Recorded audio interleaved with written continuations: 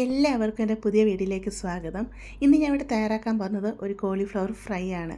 ചായയുടെ കൂടെ ചുമ്മാതെ ഇങ്ങനെ കുറിക്കാൻ പറ്റുന്ന നല്ല ടേസ്റ്റ് കൂടിയ ഈ കോളിഫ്ലവർ ഫ്രൈ വളരെ എളുപ്പത്തിൽ നമുക്ക് ഉണ്ടാക്കിയെടുക്കാം. കുട്ടികൾക്ക് ഇത് ഒരുപാട് ഇഷ്ടപ്പെടും. ഇത് ഉണ്ടാക്കിയെടുക്കാനായിട്ട് ഞാൻ ഇവിടെ ചെറിയൊരു കോളിഫ്ലവറാണ് എടുത്തിരിക്കുന്നത്.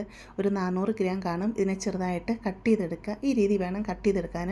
ഒത്തിരി വലുപ്പത്തിൽ കട്ട് ചെയ്യില്ല. അപ്പോൾ ഫ്രൈ ചെയ്തെടുക്കുമ്പോൾ ഇത് മൂത്ത് വരാനായിട്ട് താമസം എടുക്കും കേട്ടോ. അപ്പോൾ ഇതുപോലെ കട്ട് ചെയ്തെടുത്ത് നല്ലതായിട്ട് വെള്ളത്തിൽ കഴുകിയെടുക്കുക. എന്നിട്ട് ഒരു അരിപ്പിലോട്ട് ഇതിന് വെള്ളമെല്ലാം വാലാനായിട്ട് വെക്കുക. ഞാനിവിടെ ഒരു പാത്രത്തിൽ കുറച്ചധികം വെള്ളം തിളയ്ക്കാനായിട്ട് വെച്ചിട്ടുണ്ട്. ഒന്ന് തിളച്ച് വരുന്ന സമയമാകുമ്പോൾ ഇതിലോട്ട് ആവശ്യത്തിനുള്ള ഉപ്പിട്ട് കൊടുക്കുക. കോളിഫ്ലവറിന് ഇപ്പോൾ നമ്മളിടുന്ന ഉപ്പാണ് അതിൽ പിടിക്കുക. പിന്നീട് നമ്മൾ ഉപ്പിട്ട് കൊടുത്താലും കോളിഫ്ലവറിന് പിടിക്കുകയില്ല. അപ്പോൾ അതിന് ആവശ്യത്തിനുള്ള ഉപ്പിട്ട് കൊടുക്കുക. ഇതിലോട്ട് 1/2 ടീസ്പൂണ് മഞ്ഞൾപ്പൊടി ഇട്ട് കൊടുക്കാം. കോളിഫ്ലവറിൻ്റെ അകത്ത് ചെറിയ പ്രാണികളൊക്കെ ഉണ്ടെന്നാണ് പറയുന്നത്. അത് പോകാൻ വേണ്ടിയാണ് മഞ്ഞൾപ്പൊടി ഇട്ട് കൊടുത്തിരിക്കുന്നത്. നല്ലതായിട്ട് ഇത് ഇളക്കി കൊടുക്കുക. എന്നിട്ട് നമ്മൾ കഴുകി വൃത്തിയാക്കി വെച്ചിരിക്കുന്ന കോളിഫ്ലവർ ഉണ്ടല്ലോ, അത് ഇതിലോട്ട് ഇട്ട് കൊടുക്കുക. കയ്യിൽ വെള്ളമൊക്കെ തെറിക്കാതെ പതുക്കെ ഇട്ട് കൊടുക്കുക. എന്നിട്ട് കോളിഫ്ലവർ ഇട്ട് കഴിഞ്ഞിട്ട് ഈ വെള്ളം നല്ലതായിട്ടൊന്ന് തിളച്ച് വരണം. നല്ലതായിട്ട് തിളച്ച് വരുന്ന സമയമാകുമ്പോൾ വെള്ളം അങ്ങ് ഓഫ് ചെയ്ത് വെക്കുക. ചൂടുവെള്ളത്തിൽ കോളിഫ്ലവർ 5 മിനിറ്റ് അങ്ങനെ കിടക്കട്ടെ. അത് കഴിയുമ്പോൾ നമുക്ക് ഈ വെള്ളമെല്ലാം ഊറ്റി കളഞ്ഞിട്ട് കോളിഫ്ലവർ കുറച്ചൊന്ന് തണുക്കാനായിട്ട് വെക്കാം. അപ്പോഴത്തേക്കും നമുക്കൊരു മസാല റെഡിയാക്കി എടുക്കാം. ഒരു പാത്രത്തിലോട്ട് 2 ടീസ്പൂൺ കാശ്മീരി ചില്ലി പൗഡർ ഞാൻ ഇട്ട് കൊടുക്കുന്നുണ്ട്.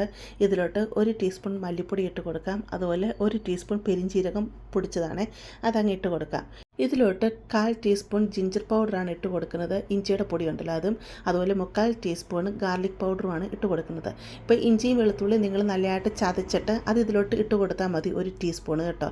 ഇതിലോട്ട് 2 ടേബിൾ സ്പൂൺ ടൊമാറ്റോ കെച്ചപ്പ് ഒഴിച്ച് കൊടുക്കാം. അതുപോലെ 1 ടേബിൾ സ്പൂൺ സോയാ സോസും കൂടെ ഒഴിച്ച് കൊടുക്കാം. അതുപോലെ 1 ടേബിൾ സ്പൂൺ വിനാഗിരിയും കൂടെ ഒഴിച്ച് കൊടുക്കാം. മസാലയ്ക്ക് ആവശ്യത്തിനുള്ള ഉപ്പും കൂടെ ഇതിലോട്ട് ഇട്ട് കൊടുക്കാം. എന്നിട്ട് നല്ലതായിട്ട് ഇതിനെ നമുക്കങ്ങ് മിക്സ് ചെയ്തെടുക്കാം.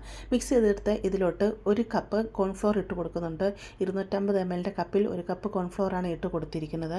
എന്നിട്ട് ഇതിലോട്ട് ആവശ്യത്തിനുള്ള വെള്ളം കൂടെ ഒഴിച്ച് ഇതിനെ നമുക്ക് കലക്കിയെടുക്കാം. ഈ ഒരു പരുവത്തി ലൂസായിട്ട് വേണം ഇതിനെ കലങ്ങി കിട്ടാനായിട്ട്. ദോശമാവിൻ്റെയൊക്കെ പരുവുണ്ടല്ലോ, ആ പരുവത്തി വേണം ഇതിനെ കലക്കിയെടുക്കാനായിട്ട്.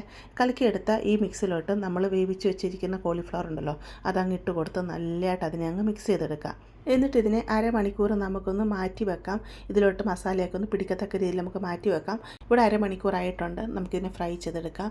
ഞാൻ ഇവിടെ എണ്ണ അടുപ്പത്ത് വെച്ച് കൊടുത്തിട്ടുണ്ട്. എണ്ണ നന്നായിട്ട് ചൂടായി കഴിയുമ്പോൾ കോളിഫ്ലവർ ഇതിലോട്ട് ഇട്ട് കൊടുക്കുക. കോളിഫ്ലവർ ഇട്ട് കൊടുക്കുമ്പോൾ ഒരു കാര്യം ശ്രദ്ധിക്കുക, കോളിഫ്ലവർ കൂട്ടത്തോടെ അങ്ങ് ഇട്ട് കൊടുക്കല്. ഗ്യാപ്പ് ഇട്ട് വേണം കോളിഫ്ലവർ ഇട്ട് കൊടുക്കുക. അതല്ലെങ്കിൽ എല്ലാം കൂടെ ഒട്ടിപ്പിടിച്ചിരിക്കും കേട്ടോ. കോളിഫ്ലവർ ഇട്ട് കൊടുത്താൽ അന്നേരം തന്നെ ഇതിനെ തിരിച്ചിട്ട് കൊടുക്കല് കേട്ടോ. 1 മിനിറ്റ് കഴിഞ്ഞിട്ട് മാത്രം തിരിച്ചിട്ട് കൊടുക്കുക. ഒരു സൈഡ് ഒന്ന് ഫ്രൈ ആയി വരുമ്പോൾ മാത്രം അതിനെ തിരിച്ചിട്ട് കൊടുക്കുക. അങ്ങനെ തിരിച്ച് മറിച്ചിട്ട് നമുക്കിതിനെ ഫ്രൈ ചെയ്തെടുക്കാം. തീ മീഡിയത്തിലിട്ട് വേണം ഇതിനെ ഫ്രൈ ചെയ്തെടുക്കാൻ. നല്ല ക്രിസ്പി ആയിട്ട് ഇത് കിട്ടും. കാരണം നമ്മളിതിൽ കോൺഫ്ലോർ ചേർത്തേക്കുന്നതുകൊണ്ട് തന്നെ നല്ല ക്രിസ്പി ആയിട്ട് കിട്ടും കേട്ടോ.